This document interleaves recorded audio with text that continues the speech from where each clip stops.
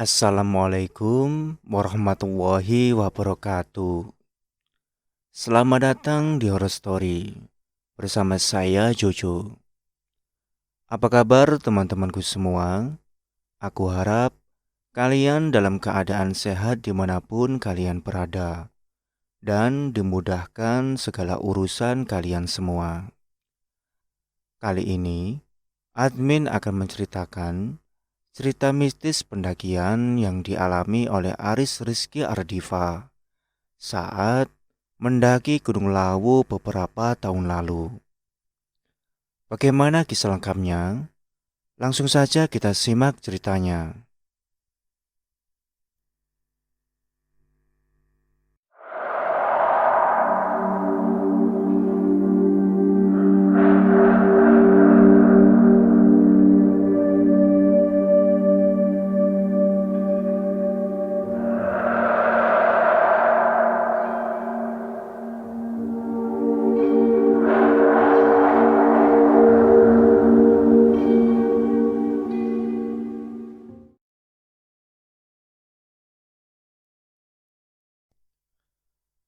Assalamualaikum warahmatullahi wabarakatuh.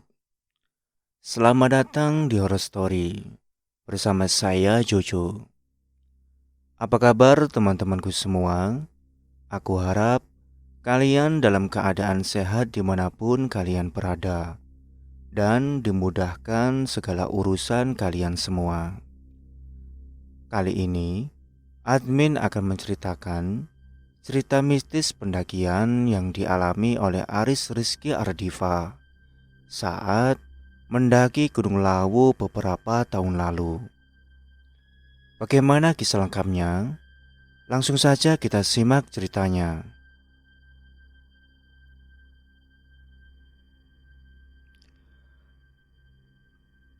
Pagi itu ada pesan WA di HP saya. Sebut saja Yono. Mengajak nanjak ke Gunung Lawu di awal bulan. Namun, karena masih ada sedikit tabrakan waktu dengan grup camping yang saya ikuti, waktu itu aku cuma membalas melihat situasi. 2 hari berselang, ternyata anak-anak grup menggagalkan pendakian karena masih pada bertabrakan dengan pekerjaan. Dan saya sendiri waktu itu entah kenapa merasa sumpek dengan masalah yang ada di awal bulan itu. Rasanya ingin sedikit mencari ketenangan. HP aku buka dan kirim pesan ke Yono. Guys, naiknya kapan? Tanggal berapa? 12 September gimana? Berangkat pagi. Tim berapa personil yang fix? Aku sama adikku Dwi yang fix. Tapi ada satu temen cewek yang mau ikut. Oke, aku ikut. Patungan dan lain-lain nanti dikabarin. Siap. Dan benar, beberapa hari setelah perencanaan, tepatnya hari Jumat sore, Yono ngechat saya lagi untuk mengefikkan acara. Guys, iya gimana guys? Kita fix berangkat besok. Tim, aku, adikku, kamu dan 3 cewek. 3 cewek itu sudah pernah nanjak belum? Yang satu sudah pernah aku ajak TikTok via Sewu. Yang dua baru pertama nanjak Lawu. Namun mereka sudah 2 kali nanjak gunung. Pertama Andong, kedua Unggaran. Aku pastikan aman. Oke deh kalau begitu. Kelengkapan gimana? Oh iya, peraturannya sekarang harus bawa surat sehat. Besok aku cari dulu surat sehat ke puskesmas. Oh iya, harus bawa surat sehat. Oke kalau gitu, besok kumpul di rumahku jam 10 pagi. Siap. Oh iya lur, pada saat itu pendakian via Cemoro Sewu baru dibuka 1 minggu kalau nggak salah. Karena ada pendaki yang meninggal di pos 2. Dan itu pun masih satu kota dengan kami. Hari H pun datang. Pagi-pagi saya ke puskesmas minta surat kesehatan untuk pendakian gunung. Prepare sudah matang, cuma tinggal logistik yang belum dipastikan.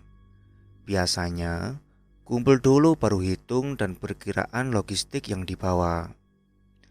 Saya pun dijemput Dwi, karena memang rencana saya ngeponceng.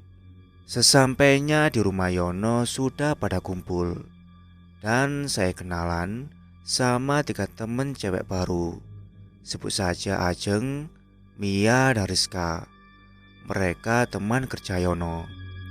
Kita packing karena ketiga cewek itu bawa carrier sendiri-sendiri. Dalam hati saya yakin mereka sudah sering nanjak, dilihat dari pakaian dan alat yang mereka bawa. Namun untuk packing masih kurang efisien. Jadi saat itu saya usulkan untuk repacking.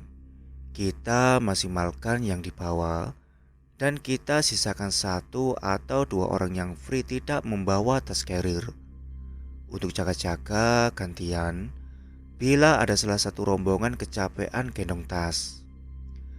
Carrier saya pun diisi dengan 4 sleeping bag dan alat-alat masak, juga perlengkapan saya pribadi. Di carrier Yono diisi tenda kapasitas 4 orang dan juga beberapa alat-alat dari gadis-gadis itu.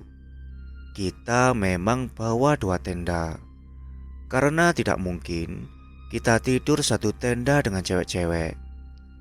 Nah, karena belum isi logistik dan si cewek-cewek pun sudah bawa cemilan banyak, maklum kalau nanjak sama cewek pemakanan sudah dijamin gak bakal lepas dari cemilan yang super banyak. Perjalanan dimulai. Kita gas menuju ke base camp Cemoro Sewu. Maklum jam karet. Yang perkiraan jam 12 kita sampai di base camp. Molor sampai jam 2 kita baru sampai di base camp. Rehat bentar dan kita repacking ulang untuk lebih memaksimalkan. Si Dwi registrasi, saya dan Yono repacking tas carrier kami. Dan akhirnya 2 carrier 60 liter sudah penuh sesak. Dan carrier si Rizka kita pakai untuk isi logistik yang nantinya dibawa sama Dwi. Dalam tim paling susah yang isi logistik. Carrier 50 liter kita pakai untuk bawa air 6 botol 1,5 liter. Dan makanan-makanan masih ada titipan jaket-jaket yang berat. Namun masih kurang tempat untuk 1 tenda. Akhirnya si Mia yang tidak bawa carrier mau untuk menenteng tenda yang ada di dalam tas kecil. Dan foto di depan gapura pendakian kita mulai untuk kenang-kenangan, serta buat pamit mendaki sama teman-teman lewat story WhatsApp. Setelah ritual foto, kita mulai melangkah dan kita cari tempat lapang di dekat base camp untuk berdoa dan memilih leader sweeper untuk pelengkap perjalanan. Nah, apesnya saya dipilih jadi leader dan Dwi jadi sweeper. Terus Yono jadi chef sesuai dengan apa yang dibawa. Namun tak apa dipilih jadi leader perjalanan, tetap kerjasama. Berdoa kami mulai, tos untuk semangat kita lakukan. Dan mulailah kami berjalan. Jam menunjukkan pukul 2 siang lebih 45 menit. Kita mulai jalan masuk hutan, menyusuri tatanan batu di jalur Cemoro Sewu. Sesuai kesepakatan yang saya buat di awal waktu doa, kita tidak menargetkan pos atau puncak. Kita jalan sesuai kemampuan masing-masing. Apalagi saya belum mengenal karakter si 3 cewek teman baru ini, bagaimana fisik dan ritme jalannya. Makanya saya kasih kebijakan seperti itu untuk menikmati perjalanan, tidak mengejar apapun. Singkat cerita, ritme kami santai sesantai-santainya melangkah. Sesekali diisi dengan bercanda. Bahkan saya lihat si Mia yang awal anaknya pendiam mulai bisa diajak ngobrol. Dan tak lupa saya cerewet untuk memberitahu mereka untuk selalu jujur dan ngomong bila capek atau apapun. Belajar terbuka pada tim untuk memudahkan perjalanan. Belum sampai Sendang di bawah pos 1, kita menanyai pendaki yang turun dengan 2 tongkat kayu sebagai penopang, serta diikuti ibu-ibu yang mengaku pedagang di pos 1 yang mau pulang ke rumah. Saya pun bertanya, "Mas, kenapa kakinya?" "Tergilir mas, kram di kedua kaki." "Aduh, terus rombongan mas di mana?" "Mereka turun duluan mas." Dan seketika saya jengkel dengan tim yang seperti ini. Seenggaknya jalan satu jalan semua, rehat satu rehat semua. Mana kerjasama tim, mana semboyan solidaritasnya.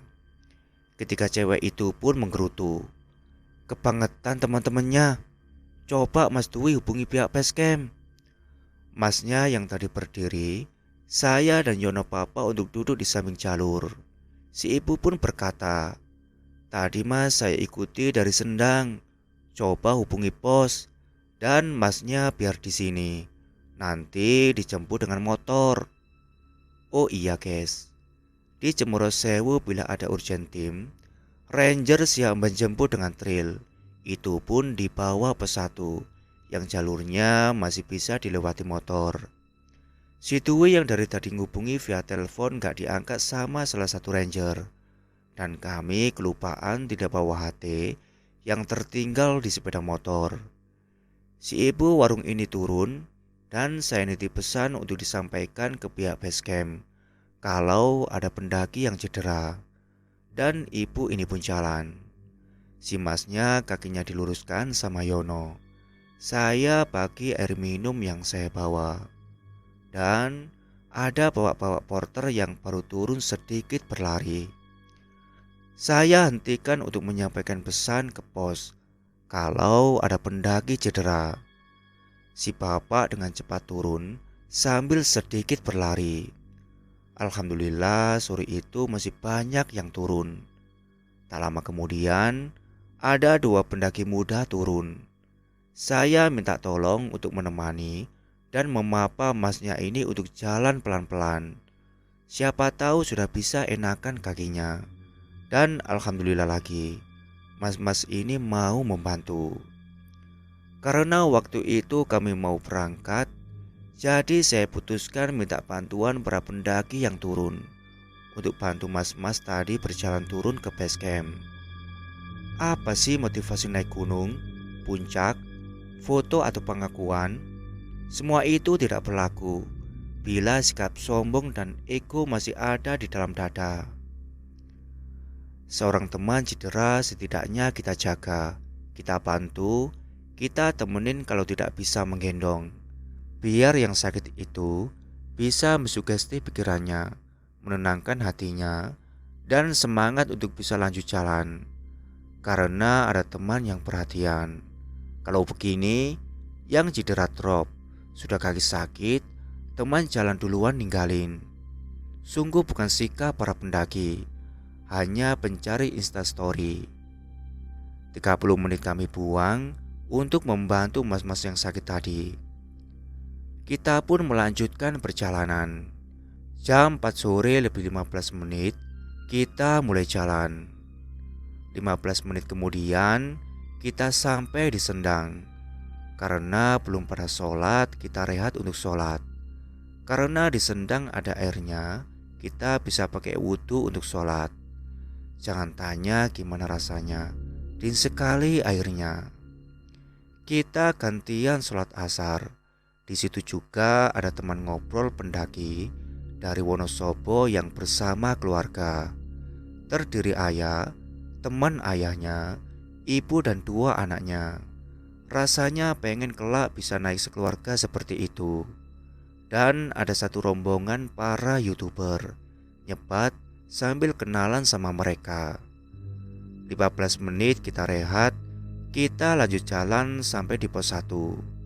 Di pos 1 kita nggak banyak rehat, hanya makan buah, biasa untuk cemilan penambah energi. Lanjut jalan sampai di atas pos 1, sudah terdengar azan maghrib. Saya putuskan break untuk menghormati masuknya maghrib dan persiapan perjalanan malam. Senter, pembantu mata kami persiapkan. Si Rizka, Mia, Ajeng tak lupa cekrek-cekrek sambil bercanda. 10 menitan kita berhenti, kita jalan. Formasi saat itu saya rubah. Dwi paling belakang, Yono belakang saya, dan di depan para gadis. Jadi saya buat seperti itu untuk menuntun para gadis. Karena si Mia sudah pernah tektok via jalur ini, saya minta si Mia di depan untuk menunjukkan jalur kepada Rizka dan Ajeng.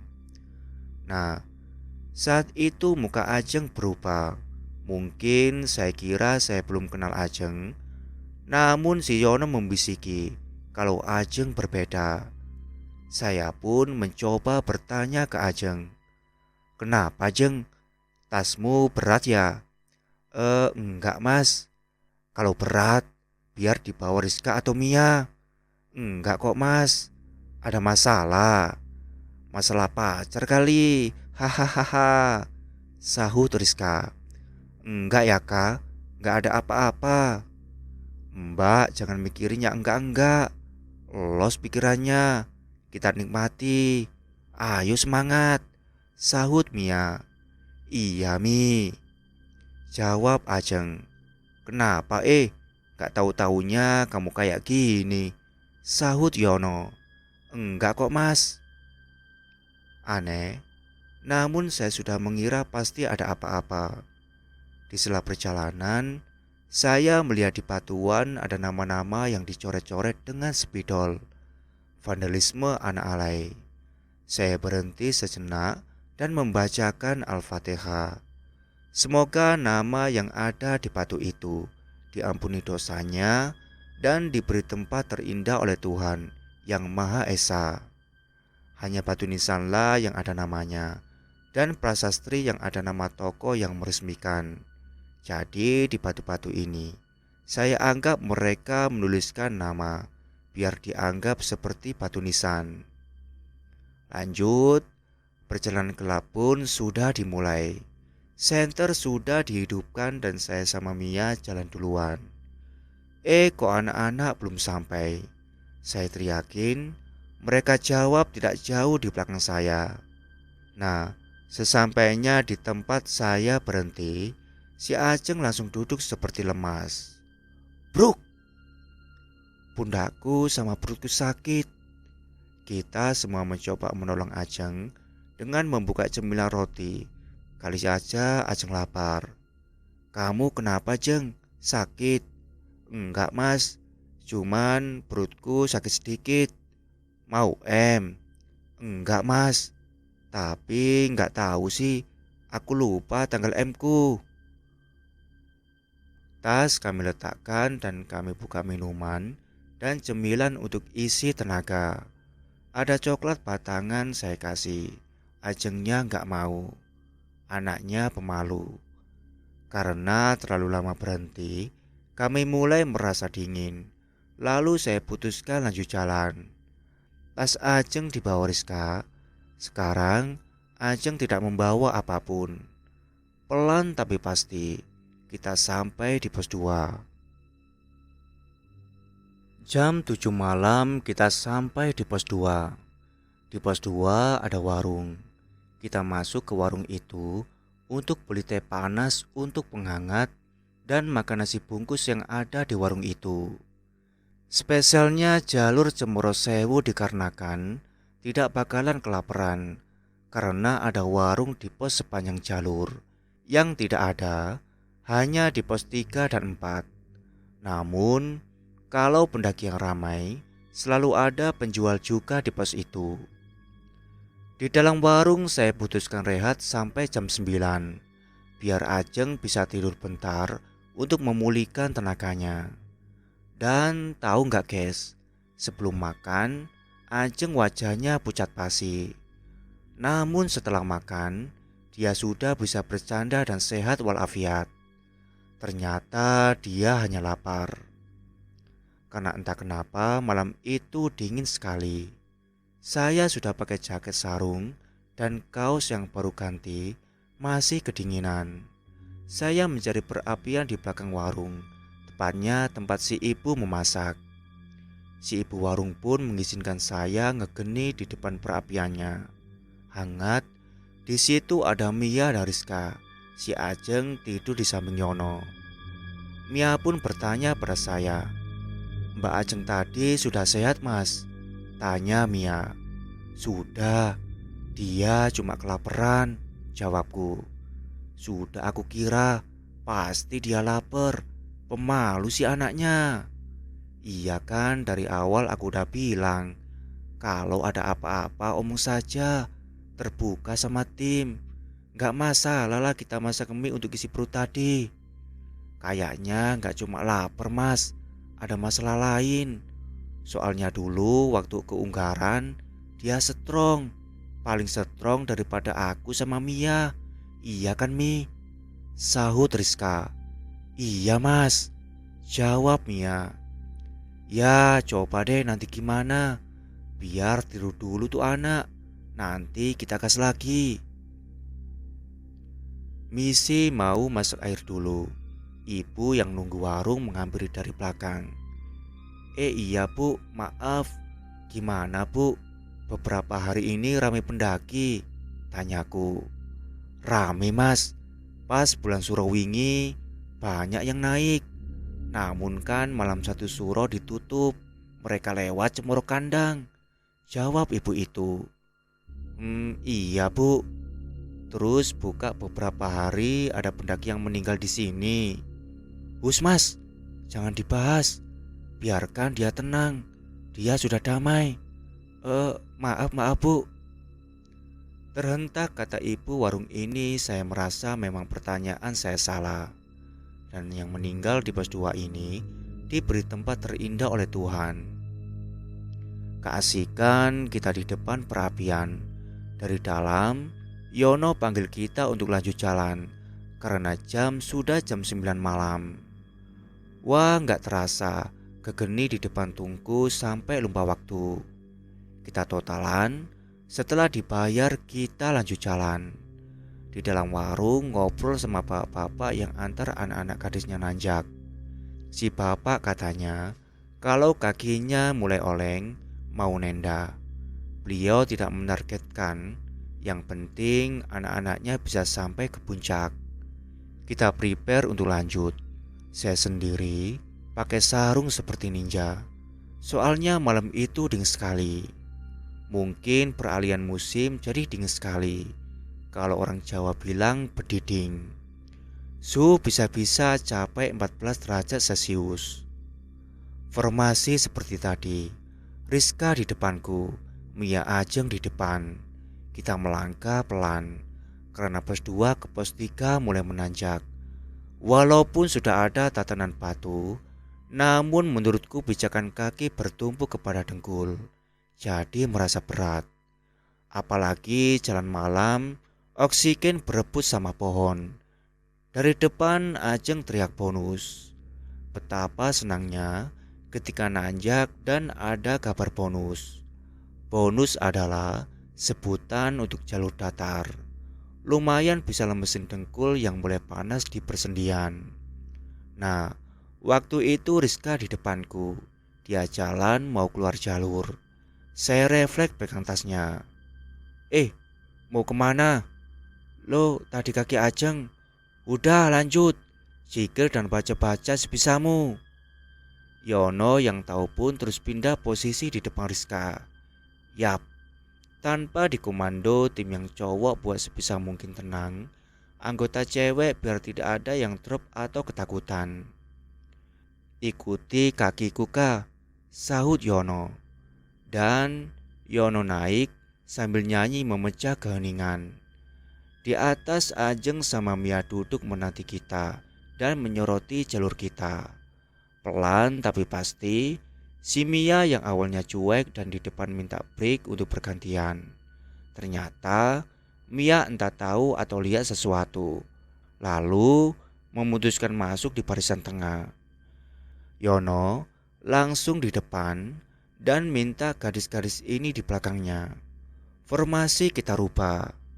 Baru jalan beberapa langkah, sebelah kanan ada suara ramai sekali. Namun saya soroti lampu, tidak ada apa-apa. Terus Dwi yang di belakang saya nembuk pundak sambil bisikin jalan. Gini guys, Yono dan Dwi ini kakak beradik yang ikut perguruan silat. Seenggaknya mereka diajari kebatinan. Jadi mereka paham bagaimana mengatasi gangguan. Sambil bercanda memecah keheningan, kita break dan nyebat. Para gadis mencari semak untuk pipis. Jangan lupa, permisi guys, salam-salam, sahutku. Siap mas, jawab mereka serempak. Saat mereka pipis, Yono bisikin kalau kita diusilin dan saya merasakan itu. Entah mereka ini ada yang head atau gimana kita nggak tahu. Yang jelas kita berusaha untuk menjaga si garis-garis ini, biar tidak hilang kefokusan. Nah, saat mereka sudah datang, si Mia ngefoto saya dan Ajeng yang lagi duduk. Ah, kampret. Pakai lampu flash mata yang sebelumnya nggak peka, jadi lihat kelebatan banyak banget. Ya, di sekitaran kita duduk, banyak yang mengamati. Dalam hati saya ucap salam. Lalu si Yono dengan gelisah ngudis saya buat jalan. Terus saya arahin jalan lagi. Baru 15 menit jalan, Rizka yang dari pos 3 sehat-sehat saja merasa pundaknya sakit. Terus terduduk. Tas yang dibawanya pun dilepas. Nah, ini gangguan atau memang kesehatan? Namun presentasinya dari kesehatan, karena tas yang dibawa Rizka itu busanya tipis, jadi memang sakit. Terus akhirnya tas Rizka saya jadikan satu di tas saya. Teknik tumpuk tas carrier. Tapi saya kaget. Padahal tas yang saya bawa 2 buah di belakang. Namun enteng seperti tidak ada tambahan beban. Memang tas Rizka tidak berat.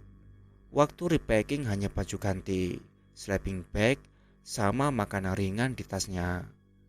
Ya udah nggak apa-apa. Malah kebenaran saya nggak keberatan.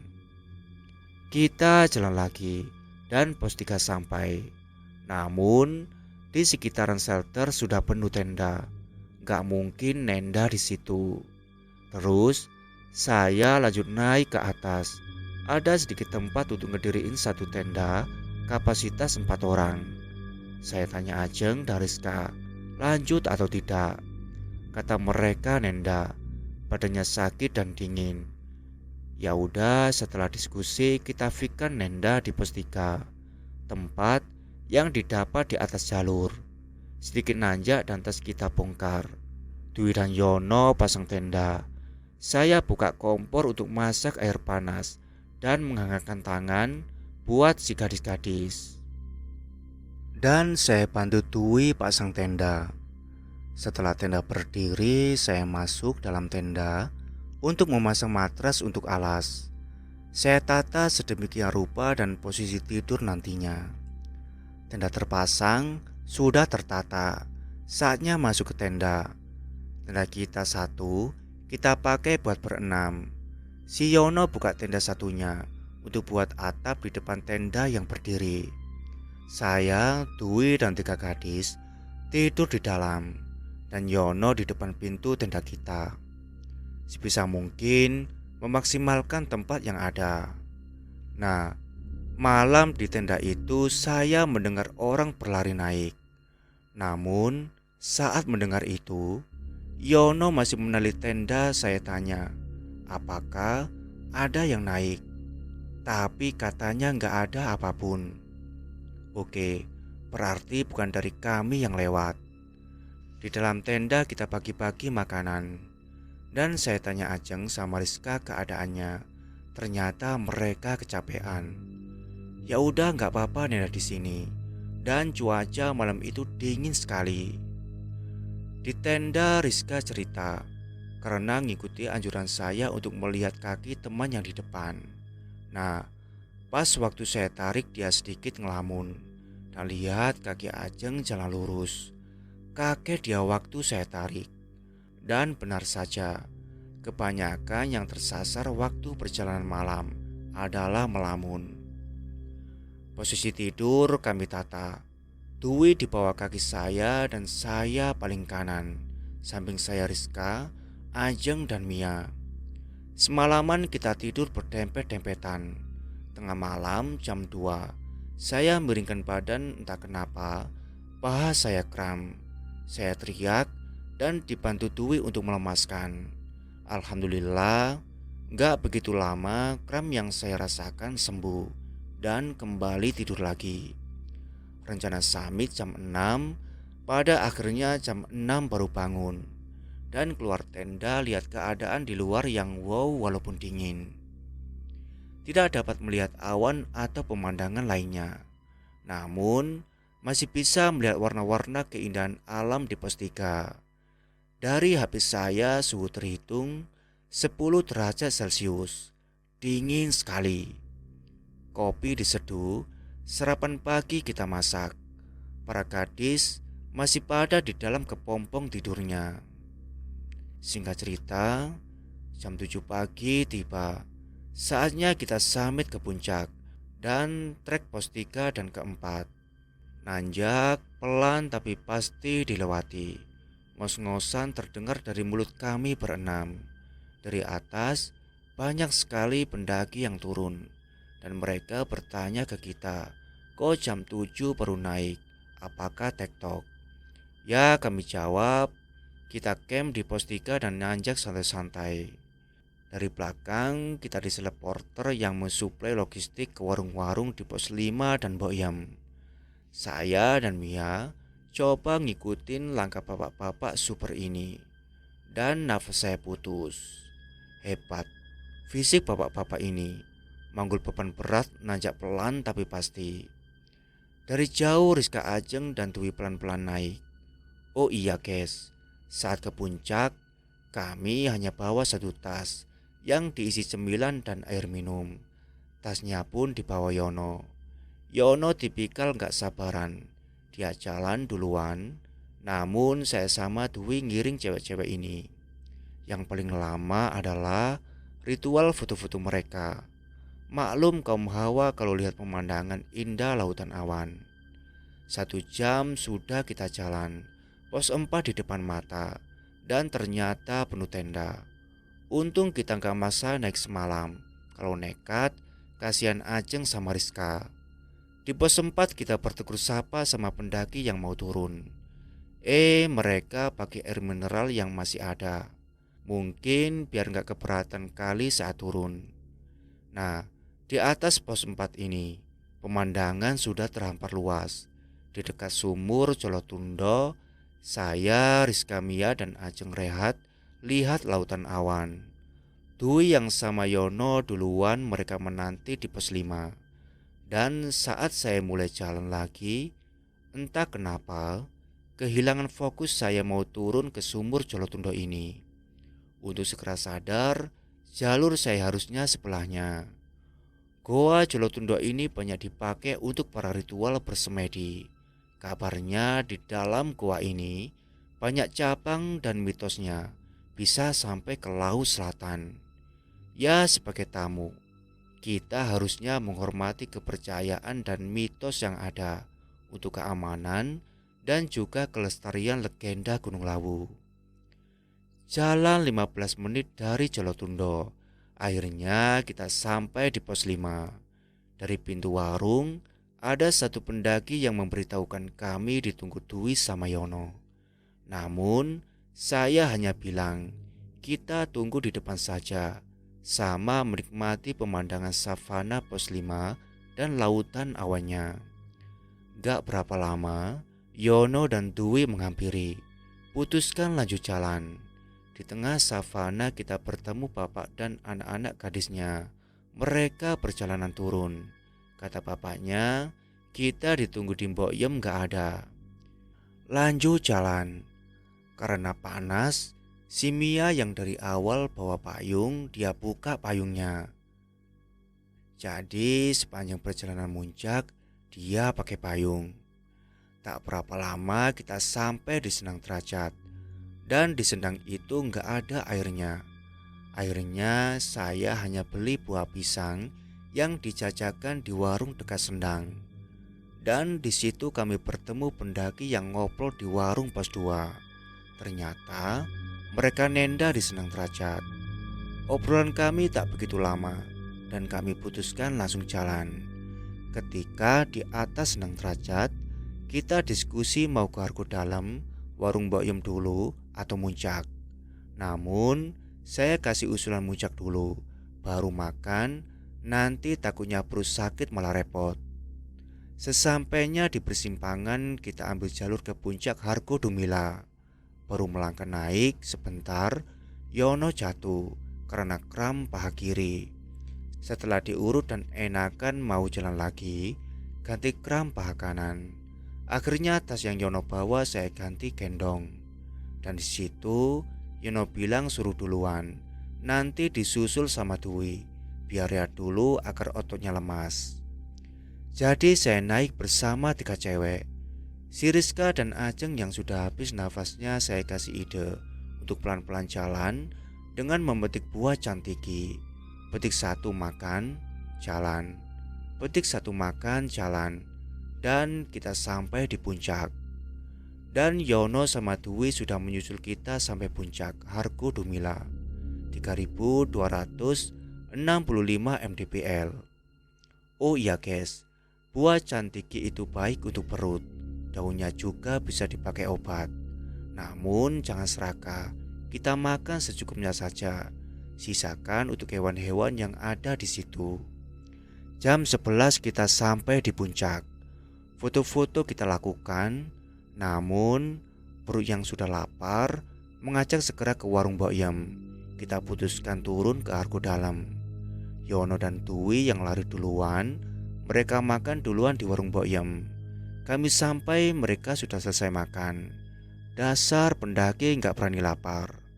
Di warung Mbok Yem kita pesan pecel legendaris di atas ketinggian. Selesai makan kita rehat tiduran. Jam ditetapkan jam 1 kita turun. Jam 1 siang pun tiba, saatnya kita turun. Yono dan Dwi niatnya pengen duluan untuk packing tenda. Kami persilakan. Jadi saya sendiri menggiring para cewek-cewek ini saat turun dari Hargo Dalam. Ya namanya cewek-cewek, ritual foto pasti tidak terlupakan. Sampai di sabana mereka berfoto di atas rumput. Karena panas payung yang dibawa Mia, saya bawa buat penghalang matahari yang menyinari di atas kepala. Perjalanan turun kami tidak ada apapun. Keindahan alam lawu yang mempesona dan selalu membuat rindu tidak bisa saya gambarkan satu persatu. Ketika cewek pun duduk meluruskan kaki untuk melemaskan otot, persiapan perjalanan turun. Di sela percakapan, Dwi melontarkan ucapan kalau dia jam 9 malam harus sampai rumah. Soalnya masuk kerja jam 10. Mau tak mau dia duluan. Dari situ kita mulai atur perjalanan turun. Tidak mungkin membawa gadis-gadis diajak berlari turun. Dan juga kondisi medan via Sewu yang tertatap batu di jalurnya. Jadi setelah packing, bersihin tempat kita nenda dan bawa sampah turun. Karena kita sadar pemerintah tidak menggaji pegawai untuk membersihkan gunung. Selesai kita melingkar lagi dan berdoa untuk kelancaran perjalanan turun kami. Dan saya arahin kalau Dwi sama Yono biar duluan. Soalnya Dwi mau masuk kerja dan saya ditinggalin satu motor buat kita pulang. Nah, perjalanan dimulai. Jam 3 sore kita start dari pos 3.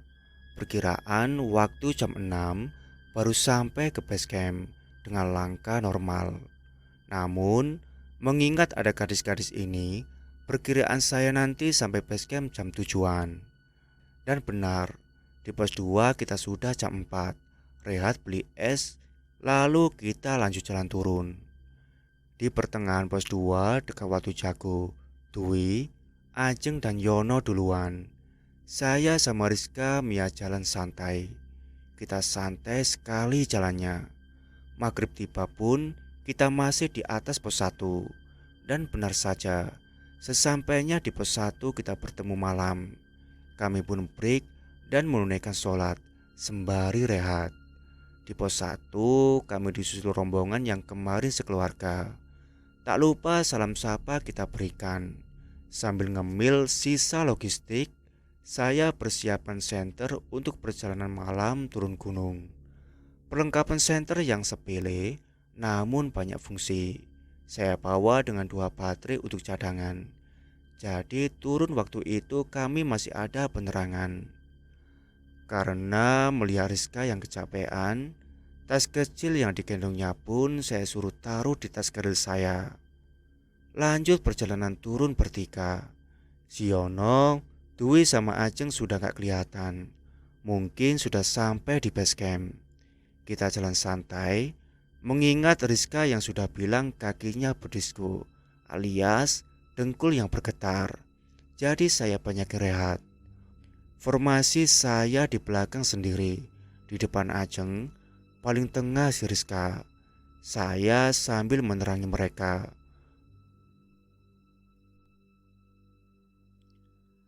Di atas sendang, dari belakang seperti ada langkah. Saya coba sorot ke belakang. Ternyata ada 2 pendaki yang tektok baru turun. Kaget dibuatnya karena mereka tidak pakai lampu. Namun, setelah menyalip kami dan memberi sapa, mereka mengeluarkan HP untuk dijadikan penerang. Si Rizka yang anaknya penakut sempat ketakutan. "Aku kaget mas, aku kira apa?" kata Rizka. "Nekat ya, jalan gak pakai lampu," sahut Mia. Karena terlalu santai kita turun dari pos 1, banyak beristirahat. 3 atau 4 kali kita break. Setelah break yang terakhir, perasaan mulai tidak nyaman. Sebelah kanan ada pohon yang sedikit menjorok ke tengah. Refleks saya ucap salam. "Assalamualaikum." Nah, baru 3 langkah melewati pohon itu, prak! Sleeping bag sama tas Rizka terjatuh. Padahal digantung di keril saya, dan saya tidak jongkok ataupun nunduk. Logikanya, tas yang digantung dan longgar hanya terjatuh kalau saya nunduk atau jongkok. Tapi ini enggak. "Riz, coba pasang yang benar," kataku. "Ini udah longgar loh mas, kok bisa jatuh ya? Kan di atasnya ada jaket yang diikat," jawab Rizka. "Cepetan," sahut Mia.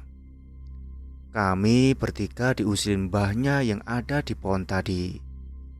Dari kejadian itu, Rizka, Mia jalan di samping kanan kiriku. Perjalanan masih di hutan sebelum sampai di base camp.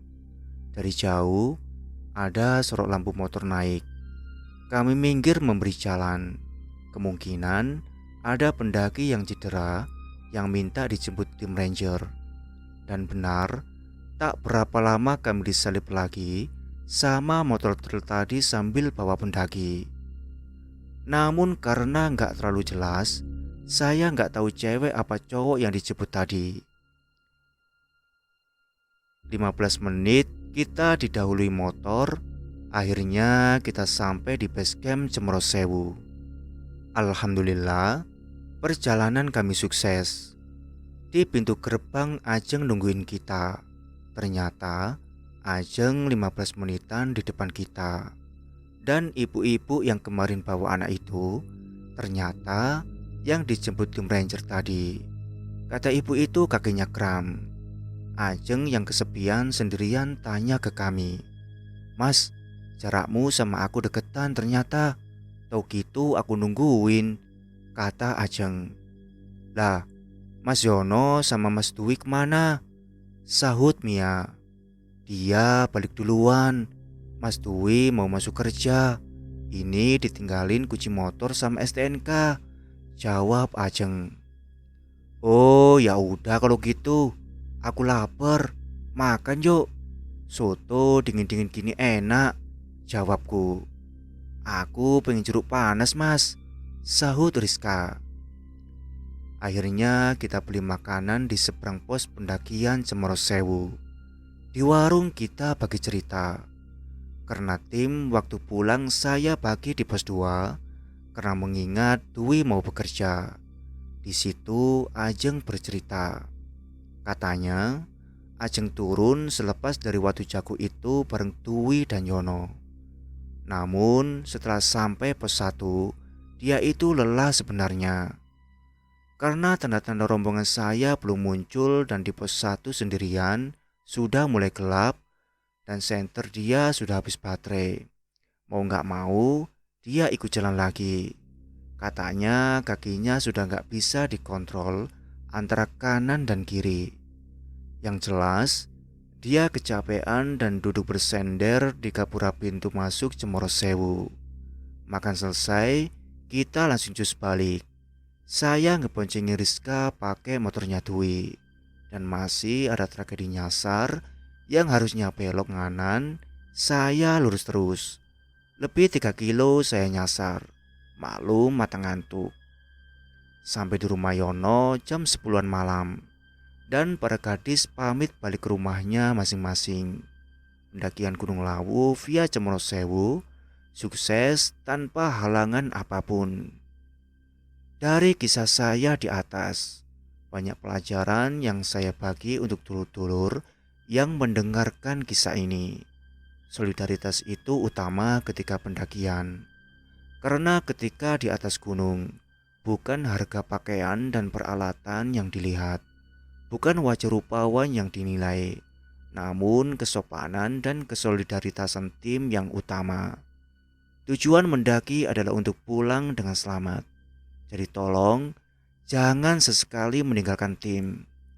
Bila pun ada urusan yang tidak bisa ditinggalkan, tim bisa dibagi.